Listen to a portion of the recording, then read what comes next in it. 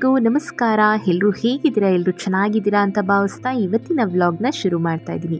ಇವತ್ತಿನ ವ್ಲಾಗ್ ಸ್ವಲ್ಪ ವಿಶೇಷವಾಗಿರುತ್ತೆ. ಯಾಕೆ ಅಂದರೆ ಇವತ್ತಿನ ವ್ಲಾಗ್ನಲ್ಲಿ ನಾನು ನಿಮ್ಮ ಜೊತೆ ಶಿಶುವಿನ ಆಹಾರ ಅಂದರೆ 6ರಿಂದ 12 ತಿಂಗಳ ವಯಸ್ಸಿನ ಮಕ್ಕಳಿಗೆ ಕೊಡುವಂತಹ ರಾಗಿ ಸರಿಯನ್ನು ಯಾವ ರೀತಿ ಮನೆಯಲ್ಲಿ ಆರೋಗ್ಯಕರವಾಗಿ ರುಚಿಯಾಗಿ ಮಾಡ್ಕೊಳ್ಬೋದು ಅನ್ನೋದ್ರ ಬಗ್ಗೆ ಇವತ್ತಿನ ವ್ಲಾಗ್ನಲ್ಲಿ ತಿಳಿಸ್ಕೊಡ್ತಾ ಇದ್ದೀನಿ. ಎಲ್ರಿಗೂ ತಿಳಿದೇ ಇರುತ್ತೆ, ಮಕ್ಕಳಿಗೆ 6 ತಿಂಗಳವರೆಗೆ ತಾಯಿ ಹಾಲನ್ನು ಹೊರತುಪಡಿಸಿ ಯಾವುದೇ ರೀತಿಯ ಆಹಾರವನ್ನು ಕೊಡಬಾರ್ದು.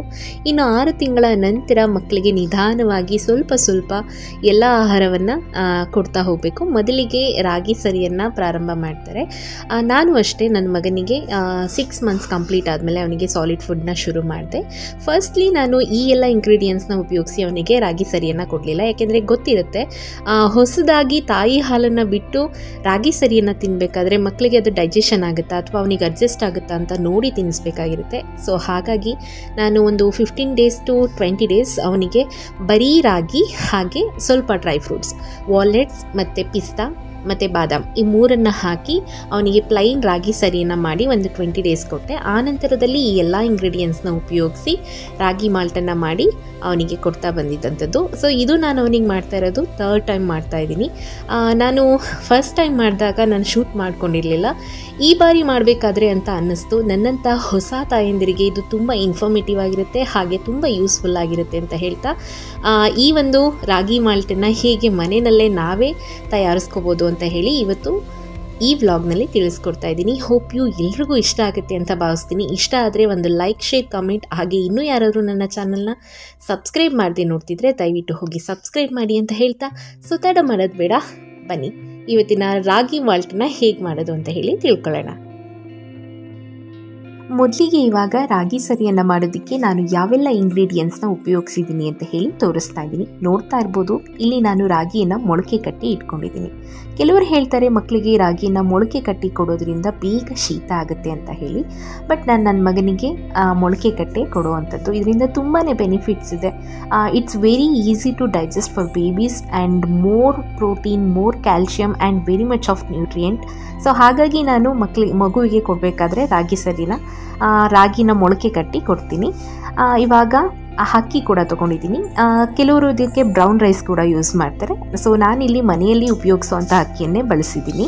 ಆ್ಯಂಡ್ ಇವಾಗ ಇದಕ್ಕೆ ಗೋಧಿ, ಹೆಸರು ಕಾಳು, ಮೈಸೂರು ಬೇಳೆ,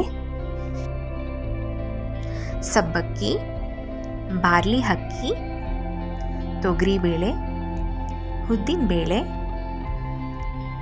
ಕಡಲೆ ಬೀಜ, ಕಡಲೆಕಾಳು, ಕಲ್ಸಕ್ಕರೆ, ಮೆಣಸು, ಏಲಕ್ಕಿ, ಜೀರಿಗೆ, ಹಾಗೆ ಇದು ಬಂದು ಬಜೆ. ಇದನ್ನು ಹಾಕೋದ್ರಿಂದ ಮಕ್ಕಳಿಗೆ ಚೆನ್ನಾಗಿ ಡೈಜೆಷನ್ ಆಗುತ್ತೆ ಅಂತ ಹೇಳಿ. ಹಾಗೆ ಲವಂಗ.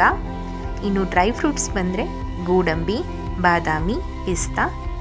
ವಾಲ್ನಟ್ಸ್ನ ಇಲ್ಲಿ ಹಾಕಬೇಕಿತ್ತು, ವಾಲ್ನಟ್ಸ್ ಖಾಲಿ ಆಗಿತ್ತು, ಹಾಗಾಗಿ ಅದನ್ನು ಸ್ಕಿಪ್ ಮಾಡಿದ್ದೀನಿ. ನಿಮಗೆ ಬೇಕು ಅಂದರೆ ನೀವು ಆ್ಯಡ್ ಮಾಡ್ಕೋಬೋದು.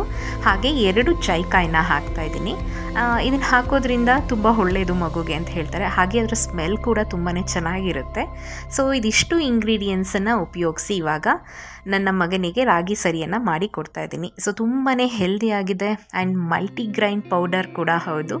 ಸೊ ಇದನ್ನು ಮಕ್ಕಳಿಗೆ ಕೊಡೋದ್ರಿಂದ ಆರಾಮಾಗಿ ತಿಂತಾರೆ, ಮತ್ತು ಮಕ್ಕಳಿಗೆ ಕೊಡೋದ್ರಿಂದ ಇದು ಆರೋಗ್ಯಕ್ಕೂ ತುಂಬಾ ಒಳ್ಳೆಯದು. ಸೊ ಇದನ್ನು ಇವಾಗ ಯಾವ ರೀತಿ ಮಾಡ್ಕೊಳ್ಳೋದು ಅಂತ ಹೇಳಿ ನೋಡೋಣ. ಈ ಬಾರಿ ಎಲ್ಲ ಇಂಗ್ರೀಡಿಯೆಂಟ್ಸ್ ಜೊತೆ ಒಂದು 2-3 ಇಂಗ್ರೀಡಿಯೆಂಟ್ಸ್ನ ಸ್ಕಿಪ್ ಮಾಡಿದ್ದೀನಿ. ಬಿಕಾಸ್ ಅದು ಖಾಲಿ ಆಗಿದ್ದರಿಂದ ಒಂದು ವಾಲ್ನಟ್ ಡ್ರೈ ಫ್ರೂಟ್ಸ್ನಲ್ಲಿ, ಹಾಗೆ ಮಕ್ನ ಕೂಡ ಇದನ್ನು ಸ್ಕಿಪ್ ಮಾಡಿದ್ದೀನಿ. ಜೊತೆಗೆ ಬ್ರೌನ್ ರೈಸ್ ಕೂಡ ಯೂಸ್ ಮಾಡ್ತಿದ್ದೆ, ಆ ಒಂದು ಇಂಗ್ರೀಡಿಯೆಂಟ್ಸ್ ಕೂಡ ಸ್ಕಿಪ್ ಮಾಡಿದ್ದೀನಿ. ನಿಮಗೆ ಬೇಕು ಮೊದಲೇ ನೀವು ಅದನ್ನು ಎಲ್ಲ ಕಾಳುಗಳನ್ನ ಅಮ್ಮ ನೀಟಾಗಿ ಕ್ಲೀನ್ ಮಾಡಿ ಇಟ್ಕೊತಿದ್ದಾರೆ. ಮೊದಲಿಗೆ ರಾಗಿಯನ್ನು 4ರಿಂದ 5 ಬಾರಿ ತೊಳೆದು ನೆನೆ ಹಾಕಿ ಮೊಳಕೆಯನ್ನು ತರಿಸಿ ಆನಂತರ ಬಿಸಿಲಿನಲ್ಲಿ ಒಣಗಿಸಿ ಅದನ್ನು ಸಪ್ರೇಟಾಗಿ ಇಟ್ಕೊಂಡಿದ್ದಾರೆ. ಇವಾಗ ನಾವು ಏನು ಬೇಳೆಗಳನ್ನು ತೊಗೊಂಡಿದ್ದೀವಿ ಅದನ್ನು ಸಪ್ರೇಟಾಗಿ ಒಂದೊಂದೇ ಎಲ್ಲವನ್ನು ಯಾವುದೇ ರೀತಿ ಕಡ್ಡಿ ಕಸ ಏನೂ ಇಲ್ಲದೆ ಇರೋ ಥರ ಕ್ಲೀನ್ ಮಾಡಿ ಇವಾಗ ಎಲ್ಲವನ್ನು ಒಂದು ಪಾತ್ರೆಯಲ್ಲಿ ಹಾಕಿ ಇಟ್ಕೊಳ್ತಿದ್ದಾರೆ. ಇದನ್ನು ಇವಾಗ ನೀಟಾಗಿ ತೊಳೆದು ಬಿಸಿಲಿನಲ್ಲಿ ಒಣಗಿಸಿ ಆನಂತರ ಇದನ್ನು ಪೌಡರ್ ಮಾಡಬೇಕು. ಹಾಗಾಗಿ ಎಲ್ಲವನ್ನು ಕ್ಲೀನ್ ಮಾಡಿ ಒಂದೇ ಪಾತ್ರೆಯಲ್ಲಿ ಹಾಕಿಟ್ಟಿದ್ದಾರೆ. ಸೊ ನೋಡ್ತಾ ಇರ್ಬೋದು. ಇವಾಗ ಏನು ಕ್ಲೀನ್ ಮಾಡಿರುವಂತಹ ಬೇಳೆಗಳನ್ನು 2 ರಿಂದ 3 ಬಾರಿ ನೀಟಾಗಿ ತೊಳೆದು ಶುಚಿಯಾಗಿರುವಂಥ ಒಂದು ಕಾಟನ್ ಬಟ್ಟೆ ಮೇಲೆ ಬಿಸಿಲಿನಲ್ಲಿ ತೆಳುವಾಗಿ ಒಣ ಹಾಕಿದ್ದೀನಿ. ಮಕ್ಕಳಿಗೆ ಬಂದು ಡೈಜೆಸ್ಟಿವ್ ಸಿಸ್ಟಮ್ ತುಂಬಾ ಸೂಕ್ಷ್ಮವಾಗಿರುತ್ತೆ.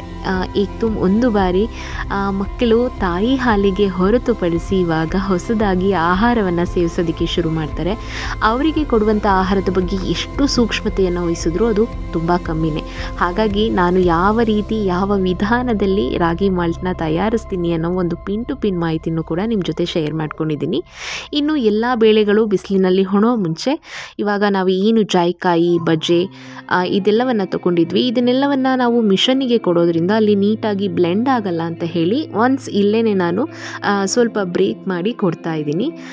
ಅದ್ರ ಜೊತೆಗೆ ಇವಾಗ ನಾವು ಏನು ಡ್ರೈ ಫ್ರೂಟ್ಸ್ ಇರ್ಬೋದು, ನಾನು ಪ್ರತಿಯೊಂದು ಇಂಗ್ರೀಡಿಯೆಂಟ್ಸ್ ಮಗುವಿಗೆ ಈಗ ರಾಗಿ ಮಾಡೋದಕ್ಕೆ ಉಪಯೋಗಿಸಿರುವಂಥ ಎಲ್ಲ ಇಂಗ್ರೀಡಿಯೆಂಟ್ಸ್ನ ತುಂಬ ಲೋ ಫ್ಲೇಮ್ನಲ್ಲಿ ಇಟ್ಟು ನೀಟಾಗಿ ಹುರಿದು ಪೌಡರ್ ಮಾಡೋದಕ್ಕೆ ಕೊಡ್ತೀನಿ. ಯಾಕೆ ಅಂದರೆ ಇದು ಬಂದು ಆಲ್ಮೋಸ್ಟ್ ಒಂದು ಅಪ್ರಾಕ್ಸಿಮೇಟ್ಲಿ ಒಂದು ತಿಂಗಳವರೆಗೂ ಕೂಡ ಈ ಪೌಡರ್ನ ನಾವು ಯೂಸ್ ಮಾಡಬೇಕಾಗತ್ತೆ. ಸೊ ಒಂದು ತಿಂಗಳವರೆಗೂ ಕೂಡ ಇದನ್ನು ಶೇಖರಣೆ ಮಾಡಿ ಇಡೋದ್ರಿಂದ ಇದನ್ನು ಬಿಸಿಲಿನಲ್ಲಿ ಒಣಗಿಸಿದ್ರೂ ಕೂಡ ಸ್ವಲ್ಪ ಫ್ರೈ ಮಾಡಿ ಇಟ್ಟರೆ ಇದು ಹಾಳಾಗಲ್ಲ, ಹಾಗೆ ಚೆನ್ನಾಗಿರುತ್ತೆ. ಮಗುವಿಗೆ ತಿನ್ನಿಸ್ಬೇಕಾದ್ರೆ ಆ ಫ್ಲೇವರ್ ತುಂಬ ಚೆನ್ನಾಗಿ ಅನಿಸುತ್ತೆ ಅನ್ನೋ ಕಾರಣಕ್ಕೆ ಒನ್ಸ್ ಎಲ್ಲವನ್ನು ಫ್ರೈ ಮಾಡೇ ನಾನು ಪೌಡರ್ ಮಾಡೋದಕ್ಕೆ ಮಿಷನಿಗೆ ಕಳಿಸುವಂಥದ್ದು.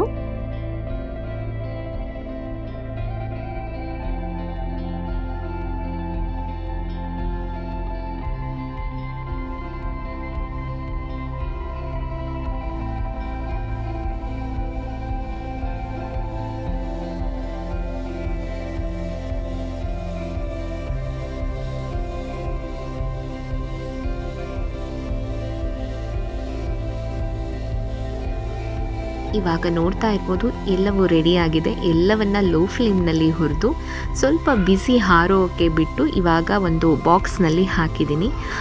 ಇವಾಗ ನಾನು ಇದಕ್ಕೆ 1.5 ಸ್ಪೂನಷ್ಟು ಕಲ್ಲು ಉಪ್ಪನ್ನು ಕೂಡ ಸೇರಿಸ್ಕೊತಾ ಇದ್ದೀನಿ. ನಾನು ಆಗಲೇ ಹೇಳಿದಾಗೆ ಇದನ್ನು 1 ತಿಂಗಳವರೆಗೂ ಕೂಡ ಇದನ್ನು ಶೇಖರಣೆ ಮಾಡಿಡೋದ್ರಿಂದ ಉಪ್ಪನ್ನು ಸೇರಿಸಿದ್ರೆ ಹಾಳಾಗಲ್ಲ ಅನ್ನೋ ಕಾರಣಕ್ಕೋಸ್ಕರ ಇವಾಗ ಉಪ್ಪನ್ನು ಕೂಡ ಸೇರಿಸಿದ್ದೀನಿ. ಇವಾಗ ಇದನ್ನು ಮಿಷನ್ನಿಗೆ ಕಳಿಸೋಣ. ಸೊ ನೋಡ್ತಾ ಇರ್ಬೋದು ಮಿಷನ್ ಆಗಿ ಬಂದಿದೆ, ತುಂಬ ನೀಟಾಗಿ ಏನು ಪೌಡರ್ ಆಗಿದೆ. ಈಗ ಇದನ್ನು ಹೊರಗಡೆ ಎಲ್ಲ ತೊಗೊಂಡು ಹೋಗಿ ಬಂದಿರೋದ್ರಿಂದ ನಮ್ಮಮ್ಮ ದೃಷ್ಟಿ ಎಲ್ಲ ತೆಗಿತಾ ಇದ್ದಾರೆ. ಸೊ ಇದನ್ನೆಲ್ಲ ಮಾಡಬೇಕು ಅಂತ ನಾನು ನಿಮಗೆ ಹೇಳ್ತಿಲ್ಲ, ನಮ್ಮಮ್ಮ ಹೀಗೆ ಮಾಡುವಂಥದ್ದು. ಇವಾಗ ಪೌಡರ್ ಮಾಡ್ಕೊಂಡು ಬಂದಿರುವಂತಹ ಏನು ರಾಗಿ ಮಾಲ್ಟ್ ಇದೆ ಇದನ್ನು ಇವಾಗ 2 ಸಲ ನಾವು ಜರಡಿ ಮಾಡ್ತೀವಿ. ಒಂದು ಸಲ ಪ್ಲೇಟ್ ಬರುತ್ತಲ್ಲ, ಆ ಪ್ಲೇಟ್ನಲ್ಲಿ ಜರಡಿ ಮಾಡಿ ಇವಾಗ ಒಂದು ತೆಳು ಬಟ್ಟೆಯನ್ನು ತೊಗೊಂಡು ತೆಳು ಬಟ್ಟೆನಲ್ಲಿ ಕೂಡ ಒಂದ್ಸಲ ಜರಡಿ ಮಾಡ್ಕೊತಾ ಇದ್ದೀವಿ. ಸೊ ನೀವೇ ನೋಡ್ತಾ ಇರ್ಬೋದು ಇದನ್ನು ನಾವೇನು ಸೋಸಿದ ಮೇಲೆ ಈ ಥರ ಮೇಲ್ಭಾಗದಲ್ಲಿ ಸ್ವಲ್ಪ ಹೊರಟಾಗಿ ತರಿಯಾಗಿ ಬಂದಿದೆ.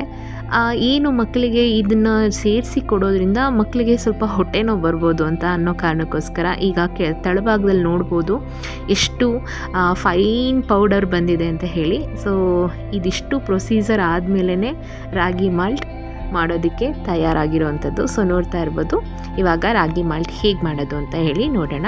ನಾನಿಲ್ಲಿ 1-2 ಸ್ಪೂನಷ್ಟು ಪೌಡರ್ನ ಆ್ಯಡ್ ಮಾಡ್ಕೊಂಡಿದ್ದೀನಿ. ಹಾಗೆ ಇದಕ್ಕೆ 1.5 ಲೋಟದಷ್ಟು ನೀರು ಕೂಡ ಸೇರಿಸ್ಕೊಂಡಿದ್ದೀನಿ. ಸೊ ಮೊದಲೇ ಪೌಡರ್ ಹಾಕಿ ನೀರನ್ನು ಮಿಕ್ಸ್ ಮಾಡೋದ್ರಿಂದ ಬೇಗ ಗಂಟು ಆಗಲ್ಲ. ನೀವು ಹೇಗ್ದು ಒಲೆ ಮೇಲೆ ಇಟ್ಟು ನೀವು ಮಿಕ್ಸ್ ಮಾಡ್ತೀವಿ ಅಂದರೆ ಸ್ವಲ್ಪ ಗಂಟು ಆಗಿಬಿಡುತ್ತೆ ಅನ್ನೋ ಕಾರಣಕ್ಕೆ ಮೊದಲೇ ಪೌಡರ್ ಹಾಕಿ ನೀರು ಹಾಕಿ ಚೆನ್ನಾಗಿ ಗಂಟಿಲ್ಲದೆ ಇರೋ ಥರ ತಿರುವಿ ಇವಾಗ ಸ್ಟವ್ ಮೇಲೆ ಇಟ್ಕೊಂಡಿದ್ದೀನಿ. ನಾವು ಏನು ಪೌಡರ್ನ 2 ಬಾರಿ ಸೋಸಿ ಇಟ್ಕೊಂಡಿರೋದ್ರಿಂದ ಪೌಡರ್ ಬಂದು ತುಂಬಾ ಫೈನ್ ಆಗಿರುತ್ತೆ. ನಾವು ತಳ ತಿರುಗ್ತಾನೆ ಇರಬೇಕಾಗುತ್ತೆ, ಯಾಕೆಂದರೆ ಬೇಗ ತಳ ಹಿಡಿದ್ಬಿಡುತ್ತೆ, ಹಾಗೆ ಬೇಗ ಗಂಟಾಗ್ಬಿಡುತ್ತೆ. ಹಾಗಾಗಿ ಕೈ ಬಿಡದೆ ತಿರುವುತ್ತಾ ಈ ರಾಗಿ ಸರಿನ ಪ್ರಿಪೇರ್ ಮಾಡಬೇಕಾಗುತ್ತೆ. ಜೊತೆಗೆ ನಾವು ಮಕ್ಕಳಿಗೆ ರಾಗಿ ಸರಿ ಮಾಡೋದಕ್ಕೆ ಉಪಯೋಗಿಸೋಂಥ ಪಾತ್ರೆಗಳು ಅಷ್ಟೇ ಸಪ್ರೇಟಾಗಿ ಇಟ್ಕೊಂಡ್ಬಿಟ್ರೆ ತುಂಬಾ ಒಳ್ಳೆಯದು. ನಾವು ಮಗುಗೂ ಅದೇ ಪಾತ್ರೆನ ಉಪಯೋಗಿಸಿ ಬೇರೆ ಕೆಲಸಕ್ಕೂ ಅದೇ ಪಾತ್ರೆನ ಉಪಯೋಗಿಸಿದ್ರೆ ಅದು ಅಷ್ಟೊಂದು ಒಳ್ಳೆಯದಲ್ಲ ಅಂತ ಅನಿಸುತ್ತೆ. ಸೊ ನಾನು ಅಷ್ಟೇ ನನ್ನ ಮಗನಿಗೆ ಅವನಿಗೆ ಮಾಡುವಂಥ ರಾಗಿ ಸರಿಗೆ ಸಪ್ರೇಟಾಗಿ ಎಲ್ಲ ಪಾತ್ರೆಗಳನ್ನು ಎತ್ತಿ ಇಟ್ಕೊಂಡಿದ್ದೀನಿ. ಇವಾಗ ಇದು ಆಲ್ಮೋಸ್ಟ್ ಆಗ್ತಾ ಬಂದಿದೆ. ಇವಾಗ ಇದಕ್ಕೆ 1 ಸ್ಪೂನಷ್ಟು ತುಪ್ಪವನ್ನು ಆ್ಯಡ್ ಮಾಡ್ಕೊತಾ ಇದ್ದೀನಿ. ನಿಮ್ಮ ಮನೇಲಿ ಯಾವ ತುಪ್ಪ ಇರುತ್ತೆ ಅಥವಾ ನಿಮ್ಮ ಮಗುಗೆ ನೀವು ಯಾವ ತುಪ್ಪನ ಕೊಡ್ತೀರಾ ಆ ತುಪ್ಪನ ಕೊಡ್ಬೋದು. ಇದು ಬಂದು ನಾಡ ಹಸುವಿನ ತುಪ್ಪ, ಪುಟಾಣಿಗೆ ಅಂತಲೇ ಹೇಳಿ ತರಿಸಿ ಕಾಯಿಸಿ ಕೊಡುವಂಥದ್ದು. ನನ್ನ ಮಗನಿಗೆ ಮೊದಲಿಂದನೂ ಅಭ್ಯಾಸ ಮಾಡಿದ್ದೀನಿ. ನೀವು ಅಭ್ಯಾಸ ಇದ್ದರೆ ತುಪ್ಪನ ಆ್ಯಡ್ ಮಾಡ್ಬೋದು.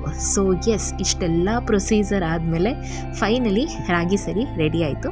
ನನ್ನ ಮಗನಿಗೆ ನಾನು ಸ್ವಲ್ಪ ಪ್ರಮಾಣದಲ್ಲೇ ಕೊಡೋದು. ಅವನು ಎಷ್ಟನ್ನು ತಿನ್ನೋದಕ್ಕೆ ಇಷ್ಟಪಡ್ತಾನೆ ಅಷ್ಟು ಮಾತ್ರ ಕೊಡ್ತೀನಿ. ತುಂಬ ಓವರ್ ಫೀಡಿಂಗ್ ಮಾಡೋಕ್ಕೆ ಹೋಗಲ್ಲ, ಅದು ಮಾಡೋದು ಒಳ್ಳೆಯದಲ್ಲ. ಮಕ್ಕಳಿಗೆ ಫಸ್ಟ್ ಟೈಮ್ ಊಟ ಅನ್ನೋ ಕಾನ್ಸೆಪ್ಟನ್ನು ಇಂಟ್ರಡ್ಯೂಸ್ ಮಾಡ್ತಾ ಇದ್ದೀವಿ. ಮಕ್ಕಳು ಪ್ರೀತಿಯಿಂದ ಅದನ್ನು ತಿನ್ನಬೇಕು. ನಾವು ಯಾವಾಗ ಓವರ್ ಫೀಡಿಂಗ್ ಮಾಡ್ತೀವಿ ಆಗ ಮಕ್ಕಳಿಗೆ ಊಟ ಅಂದರೆ ಭಯ ಅನ್ನೋದಕ್ಕೆ ಶುರುವಾಗುತ್ತೆ. ಸೊ ಹಾಗಾಗಿ ನಾನು ತುಂಬ ಓವರ್ ಫೀಡ್ ಮಾಡೋಕ್ಕೆ ಹೋಗಲ್ಲ. ಅವನು ಎಷ್ಟು ಪ್ರೀತಿಯಿಂದ ತೊಗೊಳೋದಕ್ಕೆ ಇಷ್ಟಪಡ್ತಾನೆ ಅಷ್ಟನ್ನು ಮಾತ್ರ ಕೊಡ್ತೀನಿ. ಓಕೆ, ಇವತ್ತಿನ ವ್ಲಾಗ್ನು ಕೂಡ ಇಲ್ಲಿಗೆ ಏನು ಮಾಡ್ತಾ ಇದ್ದೀನಿ. ಇವತ್ತಿನ ವ್ಲಾಗ್ ಎಲ್ರಿಗೂ ಇಷ್ಟ ಆಗಿದೆ ಅಂತ ಭಾವಿಸ್ತಾ ಮತ್ತೆ ಹೊಸ ವ್ಲಾಗ್ನ ಸಿಗ್ತೀನಿ. ಅಲ್ಲಿವರೆಗೂ ಥ್ಯಾಂಕ್ ಯು ಫಾರ್ ವಾಚಿಂಗ್.